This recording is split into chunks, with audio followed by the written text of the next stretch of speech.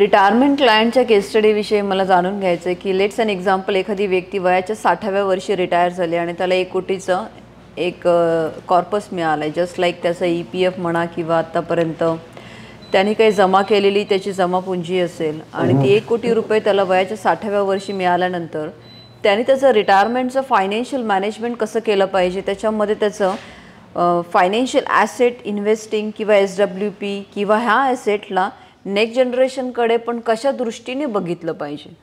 Post retirement planning ना फार challenging असतं आणि 3 टप्प्यामधून जातं. आता तुमचं क्वेश्चन आहे की 1 कोटी रुपये जर एखाद्या व्यक्तीकडे, रिटायर व्यक्तीकडे असेल तर त्याचं प्लॅनिंग कसं करायचं.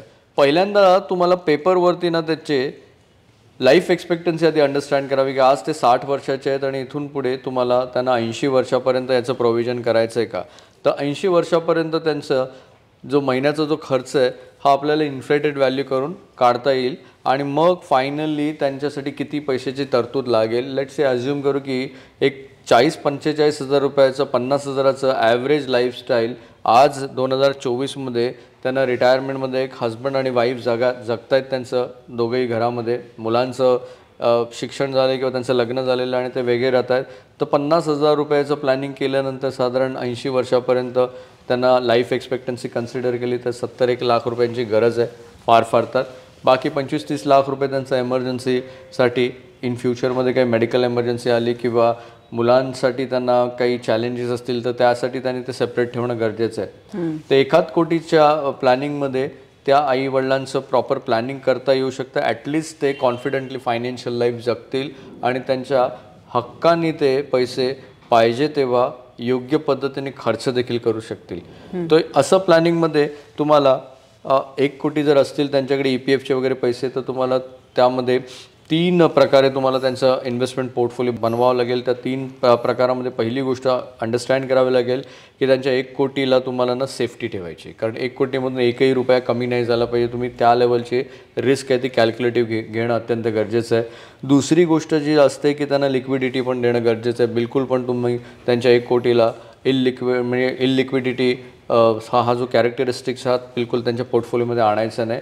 आणि थर्ड थिंग, 1 कोटीला थोडीशी ग्रोथ पण द्यावी लागेल, कारण इन्फ्लेशनला पण ओव्हर द पिरियड 60 वर्षाच्या आज 80 वर्षापर्यंत म्हणजे 20 ते 25 वर्षाचं अजून लाईफ एक्सपेक्टन्सी, महागाई तर वाढणार आहे, मेडिकल एक्सपेन्सेस वाढतील.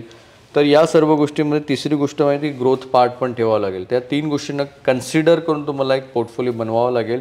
त्यामध्ये आता परत मग आता थोडं डिटेलमध्ये जर आपण गेलो तर पहिले 5 ते 6 वर्ष त्यांना लागणारा जो पैसा आहे हा सेफ्टीमध्ये ठेवणं गरजेचं आहे आणि लिक्विडिटीमध्ये ठेवणं गरजेचं आहे. त्याच्यावरती मार्केटची रिस्क बिलकुल नाही घ्यायची, जेणेकरून 5 ते 6 वर्षात त्यांचं इन्कमचं प्रोव्हिजन होईल. त्यानंतरचा दुसरा टप्पा असेल त्यामध्ये तुम्हाला सेफ्टी थोडी ठेवायची आणि थोडी ग्रोथ पण ठेवायची आणि प्लस लिक्विडिटी पण ठेवायची. तर तो पैसा तुम्ही एका म्युच्युअल फंडच्या बॅलन्स ॲडव्हान्टेज डायनॅमिकली जे मॅनेज केले जातात फंड, त्या फंडमध्ये तुम्ही तो पैसा ठेवू शकता, इन्व्हेस्ट करू शकता. आणि त्याच्यानंतर मग थर्ड जो पार्ट येतो की आयुष्यामध्ये जर तुम्ही 75 ते 85-90 वर्षापर्यंत जगणार असेल तर मग तो तिसरा जो पोर्शन आहे तो तुम्हाला क्वालिटी इक्विटीमध्ये ठेवता येऊ शकतो. स्पेसिफिकली पर्सन टू पर्सन आहे की शक्यतो आम्ही सिनियर सिटीजनला डायरेक्ट इक्विटीमध्ये हार्डली 15 ते 20% हे करू आणि रेस्ट मग इंडेक्स फंडमध्ये किंवा निफ्टी मिड कॅप इंडेक्स अशा काही इंडेक्स फंडमध्ये आपण इन्व्हेस्ट करू शकतो, जेणेकरून त्यांना रिकरिंग कॉस्टचं बर्डन नाही येणार. आणि index, Y am suggesting index की इंडेक्स पॅसिव्ह फंड मॅनेजमेंट आहे, ज्याच्यामध्ये फंड मॅनेजर नाही आणि फंड मॅनेजर नसल्या कारणाने तिकडे सतत बाईंग आणि सेलिंग होत नाही. त्याचं प्रेशर त्याच्या रिकरिंग एक्सपेन्स आणि टॅक्सेशन पार्टवरती येत नाही. ॲक्टिव्ह फंड मॅनेजमेंटमध्ये काय होतं की फंड मॅनेजर सतत बाय करतो, सेल करतो स्टॉक्सचं, त्याचा लोड त्या रिकरिंग कॉस्टवरती येतो. त्यामुळे अशा व्यक्तीला ॲक्टिव्ह फंड मॅनेजमेंट ॲडवायजेबल नाही आहे. आणि जनरली रिव्ह्यू केलं वर्षातून एकदा, एक रिव्ह्यू तर आय थिंक सफिशियंट आहे. तर मी म्हणतो की हे पैसे 100 वर्षापर्यंत पण पुरतील. वाव. आणि नेक्स्ट जनरेशनला याच्यातून काय संपत्ती क्रिएशन, नेक्स्ट जनरेशनला पूर्णपणे मग वेल्थ क्रिएट करता येऊ शकते. से फॉर एक्झाम्पल एक केस स्टडी होती, त्याच्यामध्ये नेक्स्ट जनरेशनला 250 कोटीची संपत्ती ती व्यक्ती देऊन जाईल जर 80 वर्ष जगली आणि त्याची नेक्स्ट जनरेशन 40-42 वर्षाची होईल. त्यावेळेस 200-250 कोटीची संपत्ती नेक्स्ट जनरेशन. याला म्हणतात generation to generation wealth creation practice.